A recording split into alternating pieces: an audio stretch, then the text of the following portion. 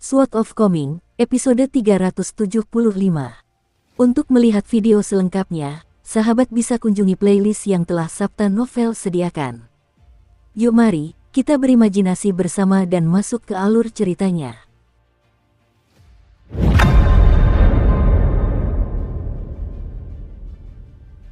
Seorang ahli pemurnian Ki yang tampak berusia sekitar 30 tahun terlihat berantakan saat berdiri di atas batu raksasa.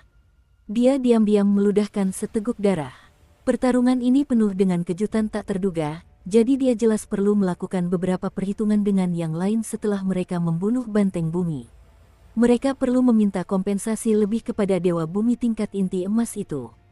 Ini pasti tidak akan berlebihan. Lagi pula, meskipun seluruh tubuh banteng bumi adalah harta karun, bagian-bagian yang paling berharga seperti inti emasnya, tanduknya, tendonnya, dan sebagainya akan diambil oleh Dewa Bumi tingkat inti emas itu. Sementara itu, mereka hanya akan tersisa dengan organ dalam dan sedikit daging. Tidak hanya itu, tetapi mereka sekarang juga perlu bertarung dalam dua pertempuran lagi. Jika Dewa Bumi tingkat inti emas menolak untuk membayar mereka beberapa koin panas kecil tambahan, maka dia tidak bisa menyalahkan mereka jika mereka melompat-lompat dan mengumpat dengan marah di belakangnya. Penyempurna Ki yang berdiri di atas batu raksasa itu bernama Lu Yangzhen. Ia lahir di pedesaan, dan keluarganya telah menjadi penebang kayu dari generasi ke generasi. Sekarang, ia adalah seorang kultivator pengembara tanpa tempat tinggal tetap, dan ia baru saja melewati rintangan besar pertamanya tahun lalu, berhasil naik ke tingkat tempat tinggal. Meskipun ini adalah tingkatan terendah di 5 tingkatan menengah, menjadi kultivator tingkat tempat tinggal seperti naik ke surga dalam satu langkah bagi kultivator pengembara seperti Lu Yangzhen. Setelah melewati rintangan ini, dia sekarang dapat dipekerjakan oleh klan abadi dengan garis keturunan dan warisan yang tepat, atau dia bisa menjadi tetua tamu di istana kekaisaran kerajaan Fana, atau mungkin di kediaman resmi atau klan bangsawan. Sederhananya, kultivator pengembara di tingkat tempat tinggal akhirnya akan bernilai uang. Mimpi Lu Yangzhen adalah menikmati keberuntungan yang lebih baik daripada saat ia menemukan mayat dan barang-barang seorang kultivator di sebuah gua gunung. Ia ingin mendapatkan kitab suci abadi tradisional yang berisi informasi tentang beberapa dao agung yang dapat memungkinkannya menjadi seorang immortal bumi. Bahkan jika ia tidak dapat menjadi immortal bumi tingkat inti emas yang tinggi dalam kehidupan ini, hanya dengan mampu berdiri di dekat dan menyentuh ambang pintu menuju tingkat ini saja sudah akan membuatnya sangat puas. Sementara itu, keinginan terbesar di lubuk hati Lu Yangzhen, atau lebih tepatnya, keinginan terliarnya, adalah suatu hari nanti ia bisa bertemu dengan kesempatan yang ditakdirkan oleh dewa. Ia sudah berusia 60 tahun, tetapi ia berharap bisa secara misterius menjadi kultivator pedang dengan pedang terbang terikat. Maka, kelopak matanya langsung memerah ketika ia melihat seorang immortal muda yang terhormat berjubah putih mendarat di tanah, dengan 2 garis merah kembali ke labu anggur merahnya. Itu adalah pedang terbang. Itu pasti pedang terbang terikat. Bukankah ada pepatah di dunia kultivasi? Seorang penyempurna Ki berusia 60 tahun di tingkat tempat tinggal dianggap tua, namun seorang kultivator pedang berusia 100 tahun di tingkat tempat tinggal dianggap muda. Mungkin immortal terhormat berbaju putih ini adalah seorang kultivator ulung yang telah berlatih teknik rahasia untuk mendapatkan kembali penampilan mudanya. Segalanya akan menjadi sangat merepotkan jika orang ini adalah kultivator pedang tingkat gerbang naga.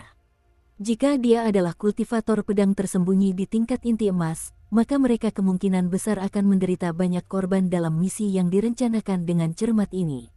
Lu Yangzhen dengan cepat menenangkan diri dan mengendalikan emosinya setelah merasakan gelombang emosi yang kuat sesaat. Orang yang berdiri di depan mereka adalah seorang pendekar pedang muda yang telah memelihara pedang terbang terikat dan mampu menahan angin astral yang menggigit serta arus aura pembunuh. Selain memiliki kemampuan yang menakutkan, seperti kekuatan penghancur yang luar biasa dan kegemaran untuk menentukan hidup dan mati dalam sekejap mata, para pendekar pedang memiliki kualitas lain yang bahkan lebih ditakuti oleh para pendekar pengembara. Singkatnya, hampir semua kultivator pedang di benua botol berharga timur dipandang sebagai harta berharga oleh kekuatan abadi di pegunungan. Jika ada yang berani melukai mereka, meskipun hanya sedikit, mereka pasti akan segera menarik perhatian dari aula leluhur klan mereka. Lu Yangzhen melihat sekeliling dari sudut matanya. Selain para immortal bumi tingkat inti emas yang menggunakan teknik ilusi dan menyembunyikan penampilan aslinya, para kultivator pengembara lainnya bereaksi dengan cara yang sangat mirip dengannya. Beberapa dari mereka bahkan lebih pengecut dan menunjukkan keyakinan yang lebih lemah, dan mereka telah menyimpan senjata mereka untuk menunjukkan niat baik kepada kultivator pedang muda itu, agar tamu tak diundang ini tidak menemukan lawan yang lemah untuk dijadikan sasaran dan dibunuh dengan satu ayunan pedangnya. Tidak seorang pun ingin terbunuh untuk dijadikan peringatan bagi yang lain. Tentu saja, ada juga mereka yang tidak takut mati. Mereka dengan hati-hati menyembunyikan hasrat membara di mata mereka, namun Lu Yangzhen dapat melihat melalui beberapa gerak-gerik kecil mereka yang mengungkapkan pikiran sebenarnya. Mereka ingin melakukan suatu prestasi yang menakjubkan dan membunuh kultivator pedang muda itu bersama dengan banteng bumi. Dengan begitu, mereka bisa menjadi sangat kaya dalam semalam. Jika keadaan terburuk terjadi, mereka bisa saja melarikan diri jauh dari negara Azure Phoenix selamanya. Petani pengembara seperti mereka adalah gulma tak berakar yang dipandang oleh para dewa dari pegunungan sebagai anjing liar, jadi apa bedanya di mana mereka tinggal dan bercocok tanam? Bagaimanapun, masih ada makhluk abadi tingkat inti emas yang bisa diandalkan bahkan jika langit benar-benar runtuh. Dengan demikian, Lu Yangzhen dan yang lainnya tanpa sadar melirik beberapa kali ke arah immortal bumi tingkat inti emas. Identitas dan latar belakang immortal bumi ini tidak jelas, dan dia muncul setengah tahun yang lalu untuk mempekerjakan dia dan kultivator pengembara lainnya. Dia tidak banyak bicara, dia hanya mengatakan bahwa iblis besar sejenis banteng bumi bersembunyi di urat naga yang hancur dengan sejarah panjang. Banteng bumi itu telah bersembunyi di sana selama lebih dari 200 tahun, memungkinkannya mencapai tingkat kultivasi yang setara dengan tingkat gerbang naga untuk para pemurniki. Begitu ia berkultivasi menuju tingkat inti emas dan membentuk inti emas, ia pasti akan mulai berputar dan berbalik serta membawa malapetaka ke negara Azure Phoenix, menyebabkan tragedi yang mengejutkan terjadi. Banyak sekali orang akan tewas di prefektur dan kabupaten dalam radius 500 km. Karena itu, mereka benar-benar harus menekan dan membunuh banteng bumi itu sebelum berhasil membentuk inti emas. Mereka melakukan itu demi bangsa Azure Phoenix. Saat itu, Lu Yangzhen sedang bepergian bersama dua teman sementara yang juga kultivator pengembara untuk mencari harta karun, dan mereka hampir tertawa terbahak-bahak setelah mendengar penjelasan yang benar dari Dewa Bumi. Bahkan, mereka pasti akan tertawa terbahak-bahak jika mereka tidak takut dengan tingkat kultivasi inti emas dari Dewa Bumi tersebut. Alasan mengapa Lu Yangzhen membentuk aliansi sementara dengan kakak laki-laki dan adik perempuannya, lalu melakukan perjalanan bersama melalui negara Azure Phoenix, negara Gunung Keberuntungan, dan beberapa wilayah lainnya adalah karena adik perempuan itu adalah seorang kultivator elemen bumi yang sangat langka. Saat ini, kakak laki-laki dan adik perempuan itu sudah perlahan-lahan mendekatinya. Sebagian besar berkat Lu Yangzhen dan kultivator wanita itu, mereka dapat berbagi rampasan perang dengan immortal bumi tingkat inti emas. Lu Yangzhen mahir dalam formasi, memungkinkannya untuk meredam keributan yang disebabkan oleh banteng bumi yang memutar tubuhnya. Dengan kata lain, dia dapat mencegah klan immortal yang sebenarnya memperhatikan situasi di sini, tidak memberi mereka kesempatan untuk merebut hasil kerja keras para kultivator pengembara dalam menaklukkan dan membunuh binatang iblis itu. Sementara itu, keterampilan kultivator wanita merupakan faktor terpenting yang membuat immortal bumi tingkat inti emas bersedia mempekerjakan mereka. Immortal bumi itu hanya menentukan perkiraan lokasi persembunyian banteng bumi, namun ia masih belum dapat menentukan lokasi spesifiknya. Akibatnya, kultivator wanita yang tidak memiliki keterampilan bertarung diberi kesempatan untuk menunjukkan kemampuannya. Kultivator wanita itu berpakaian cerah, dan dia adalah penyempurna Ki tingkat 5 yang kemampuan kultivasinya tidak bisa dianggap bagus. Dia hanya bisa dianggap lumayan di antara sesama kultivator pengembara. Dia memiliki kesan yang cukup baik terhadap Lu Yangzhen, dan dapat dikatakan bahwa mereka relatif terbuka dan jujur satu sama lain selama bekerja bersama untuk immortal bumi tingkat inti emas. Dengan suara batinnya, dia diam-diam bertanya, para pendatang baru ini menyimpan permusuhan terhadap kita, mereka jelas berteman dengan kedua orang itu. Apa yang harus kita lakukan? Lu Yangzhen mengusap dagunya dan menjawab, kami akan mengamati situasi dan mengambil tindakan yang sesuai. Wanita itu mengangguk mengerti. Dia jelas merupakan kultivator pengembara yang paling beruntung dalam misi menaklukkan dan membunuh banteng bumi ini. Setelah pertempuran sengit dimulai, dia jauh lebih santai daripada kakak laki-lakinya dan Lu Yangzhen. Bahkan, tidak berlebihan jika dikatakan bahwa dia tidak melakukan apapun. Hal ini karena dia adalah seorang ahli pertanian yang termasuk dalam cabang sampingan dari sekolah naturalis. Kakak laki-lakinya adalah seorang pria kekar setinggi 8 kaki, dan dia memegang sepasang kapak besar serta mengenakan baju zirah biru langit yang dihiasi dengan banyak jimat. Wajahnya berlumuran darah, namun untungnya itu berasal dari luka luar. Karena takdir, ia memilih jalan sebagai kultivator militer. Namun, ia hanya kultivator militer secara formal, bukan secara esensial. Ia telah memperoleh kitab suci abadi tingkat 3 yang mengajarkannya cara menempa fisiknya dan menstabilkan jiwanya. Ditambah lagi dengan baju zirah berharganya, alat spiritual yang telah ia beli dengan seluruh kekayaannya di masa mudanya, ia seperti harimau yang diberi sayap baru. Ia cukup terkenal di wilayah perbatasan negara Gunung Keberuntungan. Namun, sumber penghasilan sebenarnya bukanlah dirinya, seorang pria kekar berbaju zirah yang memiliki kekuatan tempur yang mengesankan. Melainkan adik perempuannya, seorang kultivator bumi. Para penyempurna ki, terutama para kultivator pengembara tanpa guru dan tanpa metode kultivasi yang diwariskan, sangat metodis dan teliti dalam mencari harta karun.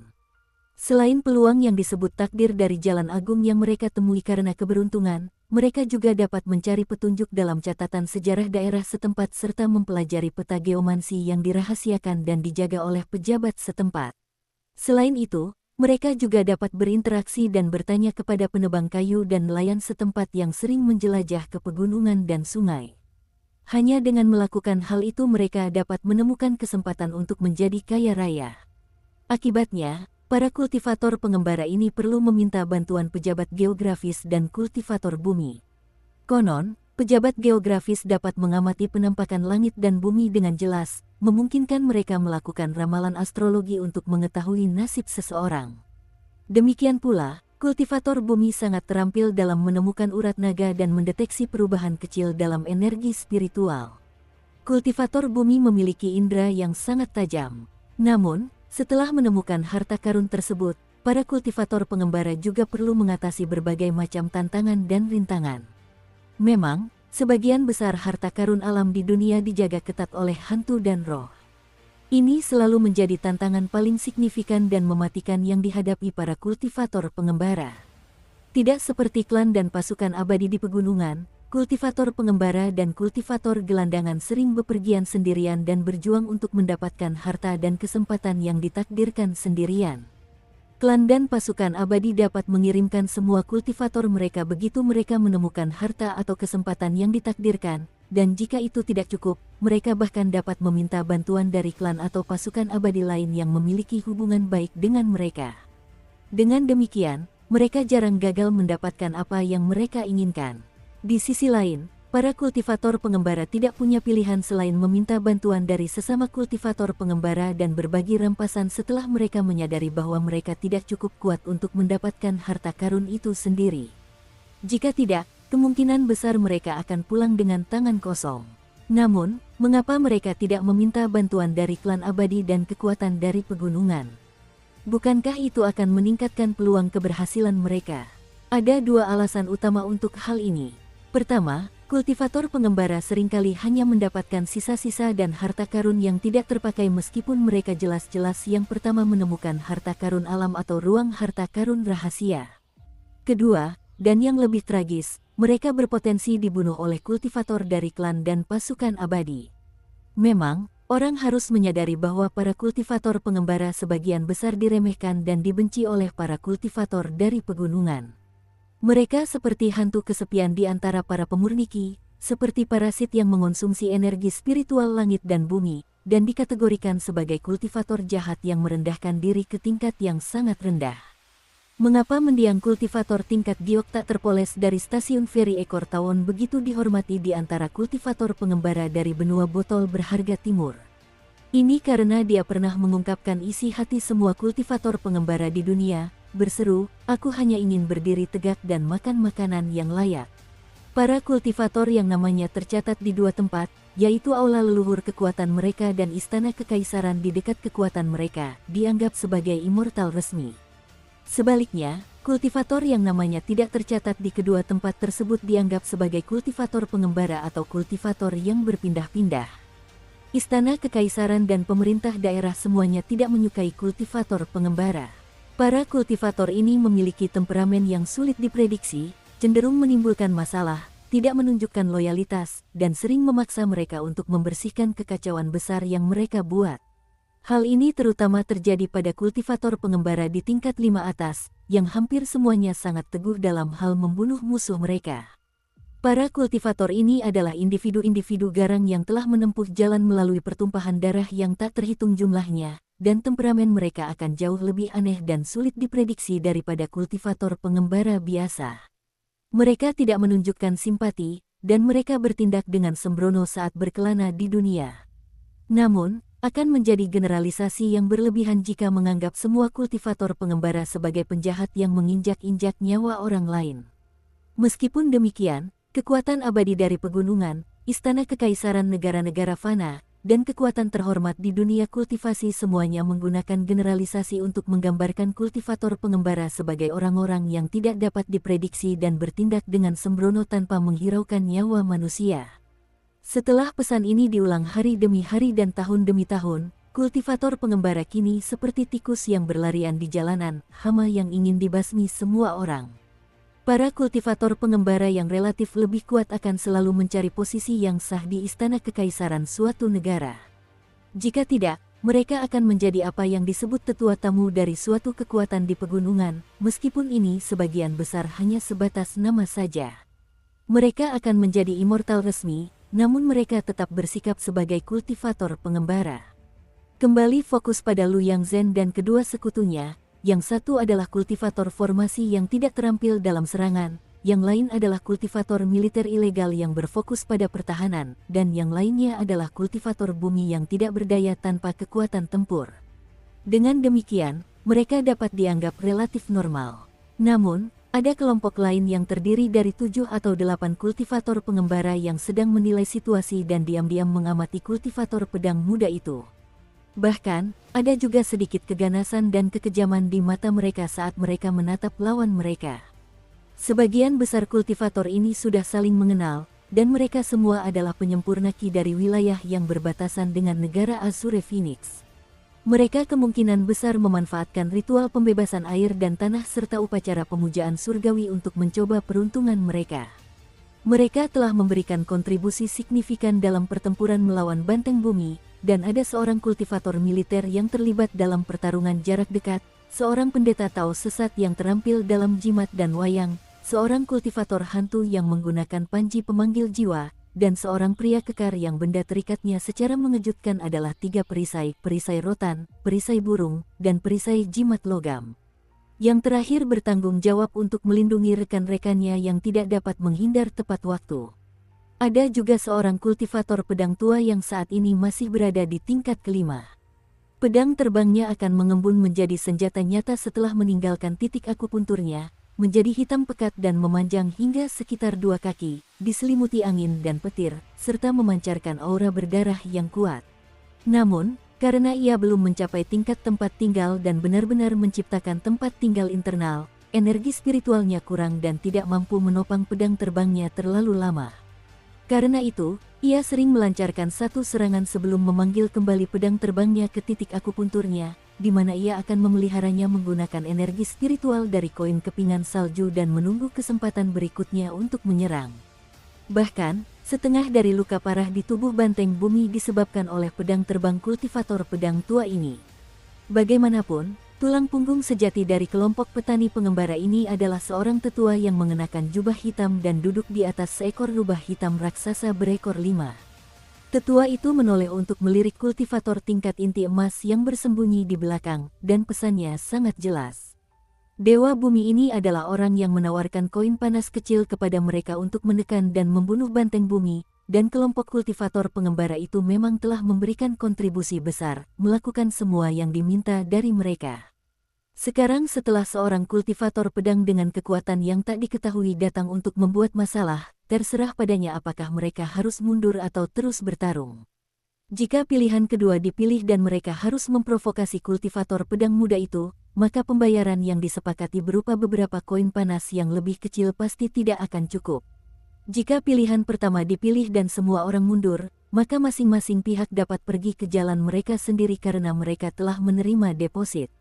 Dewa Bumi tingkat inti emas yang melayang di udara secara mengejutkan tidak menggunakan suara batinnya untuk berkomunikasi dengan sekitar 20 kultivator pengembara. Dengan kabut gunung yang menyembunyikan penampilannya, Dewa Bumi itu malah menatap Chen Pingan dan langsung bertanya, apakah kau berniat menghentikan kami mendapatkan harta karun ini?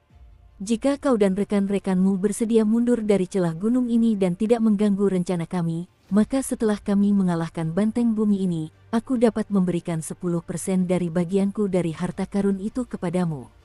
Aku akan mengubahnya menjadi koin kepingan salju dan menyerahkannya langsung kepadamu setelahnya. Setelah mendengar penjelasan dari Zhang Sanfeng dan Su Yuanxia, Chen Pingan sudah sedikit memahami situasi di sini.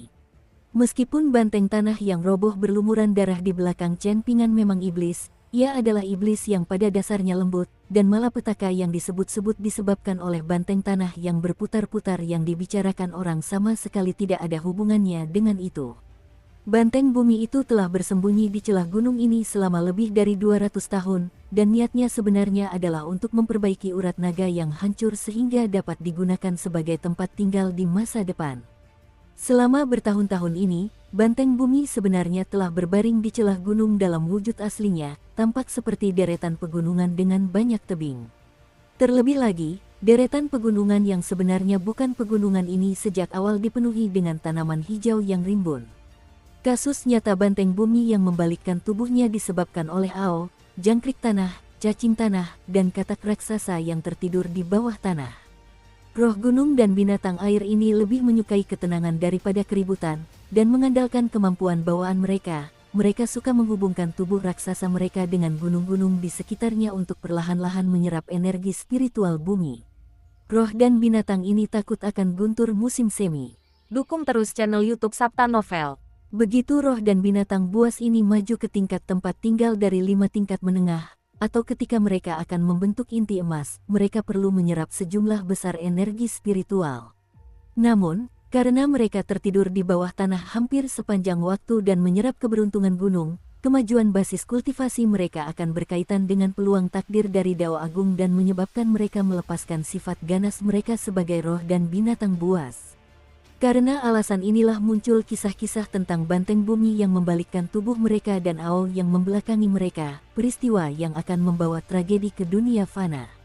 Sebenarnya, Zhang Sanfeng dan Su Yuanxia juga diminta untuk berpartisipasi dalam pertempuran melawan banteng bumi sejak awal. Namun, meskipun tingkat kultivasi Zhang Sanfeng tidak terlalu tinggi, dia sangat berpengetahuan tentang asal-usul banyak roh gunung dan binatang air.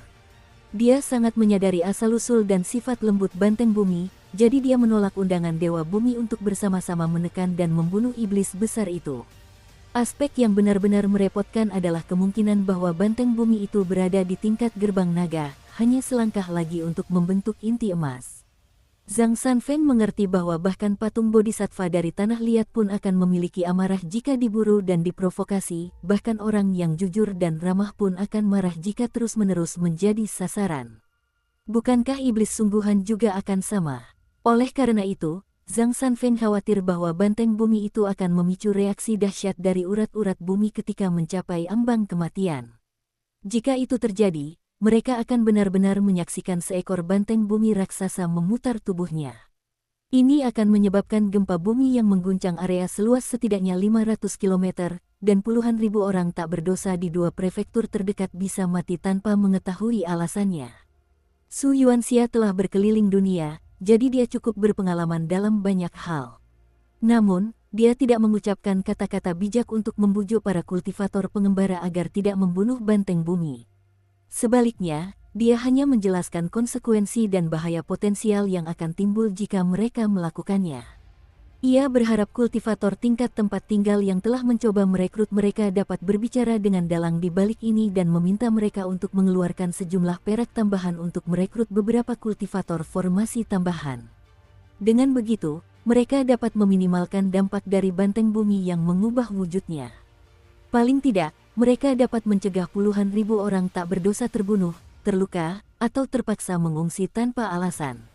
Mereka dapat memandang ini sebagai tindakan mengeluarkan uang untuk mendapatkan kebajikan. Kultivator tingkat tempat tinggal itu menepuk dadanya dan berjanji bahwa dia pasti akan menyampaikan pesan ini. Su Yuanxia berpura-pura bodoh dan berbincang ringan dengan kultivator tingkat tempat tinggal. Setelah itu dia dan Zhang Sanfeng diam-diam mengikutinya untuk memeriksa situasi. Dan ketika mereka menemukan hanya satu kultivator formasi di antara sekitar 20 orang yang bekerja untuk kultivator tingkat inti emas, mereka tahu bahwa ini pasti akan mengakibatkan bencana besar. Setelah berdiskusi, Zhang Sanfeng dan Su Yuanxia memutuskan untuk berpisah dan menyelesaikan dua tugas berbeda. Su Yuanxia pergi ke pasukan terdekat di pegunungan dan menjelaskan situasinya dengan jelas. Dia tidak ingin para immortal resmi menghalangi immortal bumi dan membuatnya berselisih. Dia hanya berharap mereka dapat memberikan tekanan atau melakukan persiapan untuk meredam gempa bumi besar yang akan segera terjadi. Karena Zhang Sanfeng memiliki kedudukan yang layak sebagai pendeta Tao dari cabang Gunung Longhu di benua bulu lengkap, ia pergi ke kantor pemerintahan dan bertemu dengan gubernur setempat, menyatakan harapannya agar Istana Kekaisaran Negara Phoenix Biru dapat memberikan perhatian pada masalah ini. Akan lebih baik jika Kaisar dapat mengirimkan seorang tetua tamu untuk mengawasi situasi tersebut. Bahkan, akan lebih baik jika negara Phoenix Biru memberikan bala bantuan kepada Dewa Bumi sebagai upaya untuk memenangkan hatinya. Bagaimanapun, hal terpenting adalah bergegas dan membentuk beberapa formasi besar di dekat tempat persembunyian banteng bumi. Gubernur setempat adalah orang yang relatif santai, dan dia setuju untuk segera melaporkan masalah ini ke Istana Kekaisaran. Dia akan meminta bantuan dari klan abadi di wilayah kekuasaannya dan mencoba menyampaikan pesan secepat mungkin menggunakan pedang terbang. Namun, pria itu sangat pragmatis dan cerdik, dan dia meminta Zhang Sanfeng untuk menyerahkan dua barang berharga. Jika tidak, bagaimana dia akan menjelaskan semuanya kepada Kaisar dan para kultivator dari pegunungan jika ini adalah alarm palsu atau jika Zhang Sanfeng hanya mengarang cerita? Zhang Sanfeng dan Su Yuanxia merasa bahwa permintaan ini masuk akal, jadi mereka menyerahkan pedang Dao bela diri sejati, serta pedang pendek yang diperoleh dari negara pakaian berwarna-warni. Dan sebagai hasil dari kerja keras mereka, kini mereka terjebak dalam dilema. Mereka tidak bisa meyakinkan para kultivator pengembara melalui penalaran. Orang-orang ini hanya mengejar keuntungan materi, dan ini tampaknya merupakan alasan paling alami bagi mereka. Seperti yang dikatakan Dewa Bumi, tindakan Zhang Sanfeng dan Su Yuanxia tidak lebih dari menghentikan mereka mendapatkan harta karun. Di mata para kultivator pengembara, ini adalah sesuatu yang seharusnya menimbulkan kemarahan dari para dewa dan manusia. Tentu saja, mereka punya alasan tersendiri.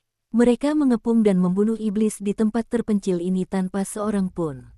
Mereka tidak membunuh orang dan mencuri barang di kota-kota, juga tidak menggunakan teknik abadi dan harta abadi untuk menyakiti manusia fana. Ini tidak berbeda dengan cara para abadi resmi menjalankan bisnis mereka, itu adalah cara yang bersih dan adil untuk mencari kekayaan. Jadi, apa sebenarnya yang diinginkan orang-orang ini dari mereka? Pendeta Tao muda tanpa janggut dan ahli bela diri dengan janggut yang cukup lebat mengklaim bahwa banteng bumi yang diserang akan menghantam urat bumi dan memicu gempa bumi yang memengaruhi area seluas 500 km. Tetapi sebenarnya siapa mereka? Zhang Sanfeng dan Su Yuanxia menyelinap ke sini dan menyaksikan sendiri banteng bumi mengguncang bebatuan dan pepohonan yang tak terhitung jumlahnya dari punggungnya. Banteng bumi adalah iblis besar yang sangat lembut, dan awalnya ingin melarikan diri ketika menghadapi sekitar 20 kultivator pengembara. Ia bertarung sambil melarikan diri, namun tetap diburu dan terluka parah. Baru kemudian ia mulai melakukan serangan balik, yang menyebabkan pertempuran kolosal antara kedua pihak. Pada akhirnya, Zhang Sanfeng dan Su Yuanxia tidak punya pilihan selain maju dan membela banteng bumi. Jika banteng bumi terluka parah hingga terpaksa mengungkapkan wujud aslinya, yang hanya sebesar banteng biasa, maka keadaan akan benar-benar mencapai titik tanpa kembali, dan ia akan mempertaruhkan nyawanya untuk melepaskan serangan terkuatnya. Setan itu roboh dalam genangan darah, berdebat dengan dirinya sendiri sejenak ketika melihat dua orang itu tidak menyerangnya, melainkan mempertaruhkan nyawa mereka untuk membantunya. Meskipun ia secara samar-samar menyadari niat mereka, bukan karena mereka peduli dengan kesejahteraannya, tetapi karena mereka takut hal itu akan memicu gempa bumi dan membawa malapetaka bagi segala sesuatu di sekitarnya, akhirnya ia memutuskan untuk tidak mencari kehancuran bersama. Anehnya, ia tetap diam dan membiarkan vitalitasnya mengalir pergi begitu saja. Chen Ping'an memandang Zhang Sanfeng dan Su Yuanxia. Kelompok kultivator pengembara itu tidak menggunakan kekuatan penuh mereka dan mencoba membunuh kedua orang tersebut, kemungkinan besar karena mereka sudah berada di ambang kemenangan. Zhang Sanfeng menderita beberapa luka luar, dan darah mengalir dari bahunya yang tertusuk pedang terbang milik kultivator pedang. Dia telah mengoleskan obat, tetapi hampir tidak berpengaruh. Luka itu kemungkinan besar telah mencapai tendon dan tulangnya. Bagaimanapun, dia telah terkena pedang terbang yang terikat, sebuah senjata yang jauh lebih dari sekadar tajam. Berdiri di sampingnya, janggut lebat Su Yuanxia juga berlumuran darah. Hal ini menyebabkan bulu-bulu janggutnya menggumpal dengan cara yang agak lucu. Dewa bumi tingkat inti emas itu sedikit mengalah pada saat ini.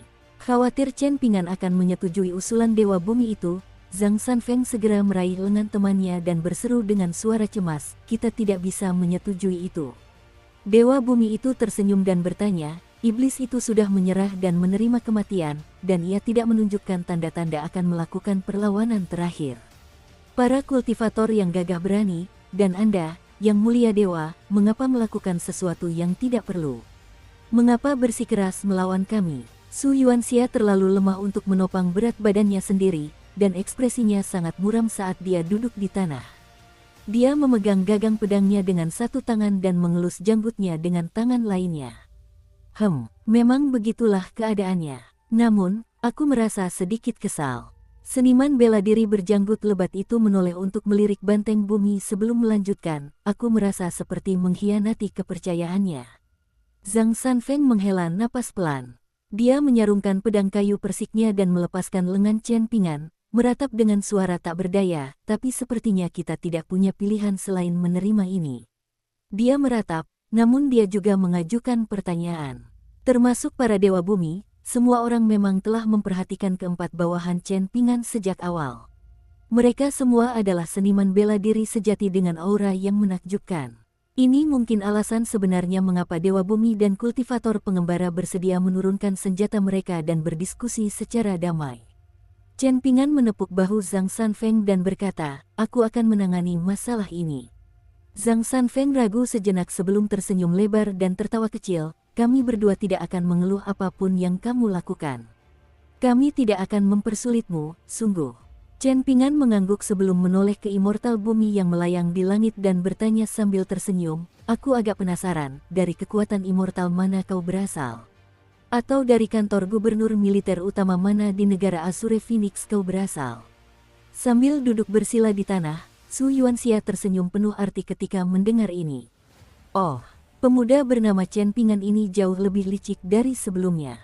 Dia langsung mengajukan pertanyaan yang ada di benak Su Yuanxia. Namun, sepertinya kultivasi seni bela dirinya sama sekali tidak meningkat. Dia masih berada di tingkat ketiga. Ini sangat disayangkan. Namun, ini wajar. Baru 2 tahun berlalu sejak mereka berpisah dan menempuh jalan masing-masing. Jadi berapa umur Chen Ping'an sekarang? 17. Dengan mengingat hal ini, sudah cukup mengesankan baginya untuk memiliki basis kultivasi tingkat 3 yang solid. Dia bisa dengan percaya diri menyandang gelar prodigi seni bela diri. Para kultivator pengembara mengepung Zhang Sanfeng, Su Yuanxia, dan Chen Ping'an seperti sekumpulan serigala. Wei Xian, Sui Yubian, Lu Baixiang, dan Zhu Lian tidak berjalan mendekat untuk berdiri di samping Chen Ping'an, sebaliknya, mereka berdiri di luar lingkaran kultivator pengembara. Sulit untuk menentukan tingkat kultivasi keempat orang ini secara pasti, dan dilihat dari penampilannya, mungkin mereka ingin mengelilingi sekitar 20 kultivator pengembara itu. Dewa bumi itu tersenyum dan menjawab, siapa aku tidak berpengaruh pada apakah kau menerima tawaranku atau tidak. Menurutmu, berapa banyak koin kepingan salju yang setara dengan banteng bumi ini? Tanya Chen Ping'an. Dewa bumi itu berpikir sejenak sebelum dengan sungguh-sungguh menjawab, harga pasar banteng bumi ini kira-kira 20 hingga 30 koin panas yang lebih rendah. Namun, banteng bumi dan kerabatnya sangat sulit ditemukan dan ditangkap, artinya permintaan terhadap mereka jauh melebihi penawaran. Harga sebenarnya mendekati 2 kali lipat nilai ini. Ini adalah harga yang cukup adil. Dengan kata lain, banteng bumi ini bernilai sekitar 5.000 koin kepingan salju.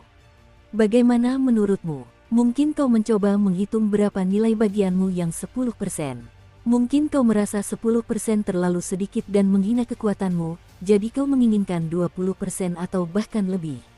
Meskipun Dewa Bumi itu tersenyum saat berbicara, setiap kultivator pengembara yang hadir dapat mendengar nada mengancam dalam suaranya. Ini adalah pertanda bahwa makhluk abadi bumi akan segera bertarung. Sebuah kekuatan yang luas dan tak berbentuk memancar dari bumi yang abadi, dan bahkan tetua yang mengenakan jubah hitam dan duduk di atas rubah hitam raksasa pun merasa sedikit kesulitan bernapas. Setelah membentuk inti emas, seseorang dapat meminjam kekuatan dari langit dan bumi. Meskipun kalian bersikap tidak masuk akal, memang benar dua teman saya yang menciptakan situasi ini saat mencoba menghentikan kalian. Bagaimanapun, untungnya kita tidak menghadapi skenario terburuk saat ini. Banteng bumi belum berbalik dan memicu gempa bumi besar. Karena itu, sudah saatnya kita tenang dan berdiskusi dengan baik. Karena kalian bersikeras mendapatkan banteng bumi ini, maka kita akan menghitung berdasarkan harga pasar 50 koin panas yang lebih rendah yang kalian sebutkan tadi. Setelah dikurangi 10% yang kalian tawarkan kepada saya, tersisa 45 koin panas yang lebih rendah. Ini, ambillah. Di bawah tatapan penuh perhatian semua orang, kultivator pedang muda berjubah putih itu dengan paksa melemparkan segenggam besar koin panas kecil ke arah immortal bumi yang berada sangat jauh.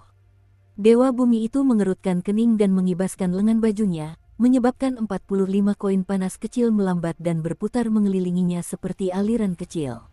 Koin-koin panas kecil itu melayang 3 meter jauhnya, dan dia tidak membiarkan mereka mendekat. Dia dengan hati-hati mengamati setiap koin satu persatu, dan dia memastikan bahwa kultivator pedang muda itu tidak memanipulasi satu pun dari mereka. Itu adalah koin panas kecil yang asli. Lu Yangzhen dan para kultivator pengembara lainnya merasa iri sekaligus bingung. Apakah transaksi bisnis semacam itu pernah ada di dunia? Dewa bumi itu tidak langsung menerima koin panas yang lebih kecil, 45 koin abadi yang setara dengan 4,5 juta tael perak di dunia fana. Mengabaikan bangsa Azure Phoenix, yang terkenal karena kekayaannya di wilayah tenggara benua botol berharga timur, berapa banyak uang yang diterima Istana Kekaisaran Bangsa Gunung Keberuntungan dari pajak setiap tahunnya. Koin-koin ini berjumlah sangat besar sehingga bahkan seorang dewa bumi pun tidak dapat menganggapnya sepele. Dia terus mengamati koin-koin panas kecil yang perlahan berputar di sekelilingnya sambil bertanya, "Bolehkah saya bertanya, Tuan Muda, di manakah kampung halaman abadi Anda?" Chen Pingan tersenyum dan menjawab, "Aku pernah menanyakan hal yang sama padamu sebelumnya, tapi bukankah kau menolak untuk menjawab?" Dewa bumi itu tersenyum tipis dan bertanya, "Kalau begitu, bolehkah saya bertanya, Tuan Muda, apakah karena putus asa Anda menghabiskan uang untuk membeli banteng bumi ini?" "Tidak perlu Anda khawatirkan hal-hal ini, senior," jawab Chen Pingan. Setelah berpikir sejenak, dia mengambil 5 koin panas kecil lainnya dan melemparkannya ke arah Dewa Bumi, sambil berkata, "Silakan bagikan kelima koin panas kecil ini di antara para dewa terhormat yang tersisa. Anggap ini sebagai permintaan maafku karena mengambil banteng bumi meskipun aku datang terlambat." Ekspresi para petani gelandangan itu membaik secara signifikan ketika mereka mendengar hal ini. Lagi pula, mereka mendapatkan 5 koin panas kecil tanpa melakukan apapun. Ada 4 aliansi dengan ukuran yang berbeda-beda di antara sekitar 20 kultivator, dan aliansi terkecil hanya memiliki 3 orang, Lu Yangzhen dan kedua saudara kandungnya. Sementara itu, aliansi yang dipimpin oleh tetua berbaju hitam yang duduk di atas rubah hitam raksasa adalah yang terkuat, baik dari segi jumlah maupun kekuatan. Dengan demikian, mereka berpotensi mendapatkan 2 dari 5 koin panas kecil yang pada dasarnya jatuh dari langit. Dewa bumi itu tersenyum dan berkomentar, "Kekayaan dan tekad yang begitu mengesankan, Tuan Muda. Memberikan koin panas yang lebih rendah seolah-olah itu adalah koin kepingan salju. Aku harus mengakui bahwa aku lebih rendah darimu dalam hal ini." Setelah dia mengatakan ini, ketamakan para petani gelandangan itu langsung kembali berkobar. Kata-kata Dewa Bumi itu sangat menggema di hati mereka. Para kultivator pengembara ini pada dasarnya seperti diikat kepalanya ke pinggang mereka karena cara mereka bertarung mempertaruhkan nyawa, namun berapa banyak koin panas kecil yang bisa mereka hasilkan setiap tahunnya. Saya telah berbicara dengan ramah dan saya juga telah menawarkan beberapa koin abadi sebagai tanda niat baik, jadi sekarang saatnya kita terlibat dalam diskusi yang lebih serius. Chen Pingan melihat sekeliling sebelum melanjutkan dengan suara tenang, uang tidak jatuh dari langit di dunia ini. Aku memang masih memiliki beberapa koin panas kecil, jadi jika ada di antara kalian yang menginginkannya, kalian dapat mengandalkan kemampuan kalian untuk mencoba mendapatkannya. Namun, jika kalian tidak dapat mengalahkanku, maka aku akan dengan hormat meminta nyawa kalian sebagai gantinya. Dewa bumi itu segera menyimpan 50 koin panas kecil dan bertanya sambil tersenyum, apakah kau tidak takut aku akan kabur dan meninggalkanmu dengan kekacauan yang harus kau bereskan? Aku tidak bisa menggendong banteng bumi ini di punggungku dan berkeliaran di jalanan, tetapi membawa 50 koin panas kecil ini bersamaku akan sangat mudah. Dia menatap Chen Pingan dan melanjutkan, apakah kau tidak takut aku akan menggunakan 50 koin panas kecil ini untuk membeli nyawamu? Dengan permainan bolak-balik ini, semua orang termasuk aku akan mendapatkan 2 kali lipat jumlah uang awal. Mengapa kita tidak melakukan ini? Chen Pingan mengulurkan tangan dan memberi isyarat agar Dewa Bumi itu pergi, sambil berkata, baiklah, tentu, silakan pergi. Anda bisa melakukan apapun yang Anda inginkan selama itu membuat Anda bahagia. Kau sudah membuatku kesal sejak lama, jadi aku mohon kau lari atau menyerang. Dengan begitu, aku akan punya alasan yang bagus untuk membunuhmu. Dewa Bumi itu terdiam, seolah sedang mempertimbangkan untung dan ruginya. Sementara itu, semua petani pengembara sedang menunggu dia mengambil keputusan. Pada saat itu, banteng bumi yang terluka parah tiba-tiba mendongak ke arah punggung kultivator pedang muda berbaju putih dan bertanya dalam bahasa manusia, "Yang mulia immortal, mengapa Anda bersusah payah untuk saya?" Chen Pingan tidak berbalik untuk menghadapinya. Ia meletakkan tangannya di atas labu penempaan pedang sambil menjawab dengan lembut, "Aku merasa kau lebih mirip manusia daripada kebanyakan manusia. Sesederhana itu, mulai hari ini, aku berharap kau dapat terus berkultivasi dengan sungguh-sungguh. Dengan begitu, dunia dapat memperoleh kultivator berhati baik lainnya di masa depan."